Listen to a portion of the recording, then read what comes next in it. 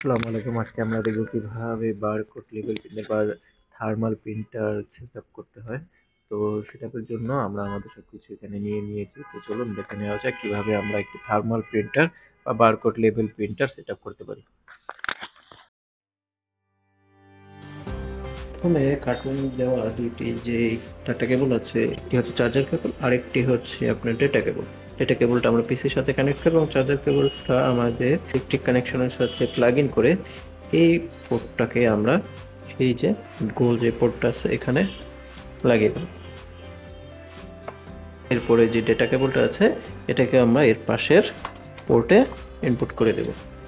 এখন এই ডেটা কেবলটা আমাদের পিসির অথবা ল্যাপটপের যে কোনো একটি ইউএসবি পোর্টে কানেক্ট করে নেব। এখন যদি আমরা সুইচটা দিই তাহলে আমাদের প্রিন্টারটি অন হয়ে যাবে। এরকম লাল বাতি জ্বললে বুঝবেন যে প্রিন্টারটি অন হয়ে গেছে, মানে অন হচ্ছে, এবং এটা এই সবুজ বাতিতে কনভার্ট হয়ে যাবে। ঢাকনাটি খোলার জন্য আমরা এই দুই পাশে যে দুইটি পুশ বাটন আছে দুই পাশে আলতো করে চাপ দিয়ে উপরের দিকে টান দেব, তাহলে সম্পূর্ণ প্রসেসটা খুলে যাবে। এবং এটা হচ্ছে আপনাদের রোলের স্ট্যান্ড আর এগুলো হচ্ছে রিবনের জন্য। তো এগুলো আমরা সেট করে নিই। মনে রাখবেন লেবেলের এই পর্টটা যেন নিচের দিক থেকে আসে, পর্টটা যেন এইভাবে প্রিন্টার দিকে টান দেয়, সেইভাবে আমরা এটা সেট করে নেব।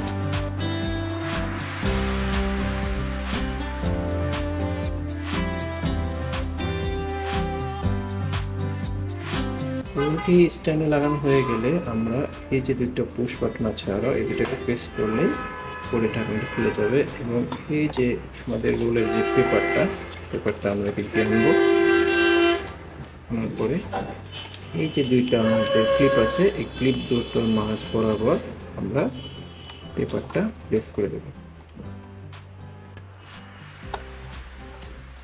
আমাদের পেপার প্লেস হয়ে গেছে। এখন আমরা আবার ঢাকনাটি লাগিয়ে দেব, কিন্তু তার আগে আমাদের এখানে রিবন সেট করে নিতে হবে। চলুন আমরা তাহলে রিবনটা সেট করি।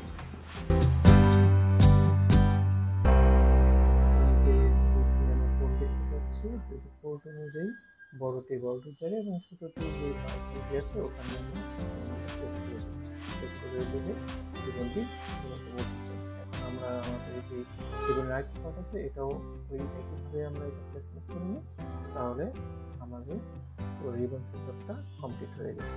তাহলে আমরা রিবনটা এটার মধ্যে পেয়েছি, আমাদের প্রিন্টার সেটআপ কমপ্লিট।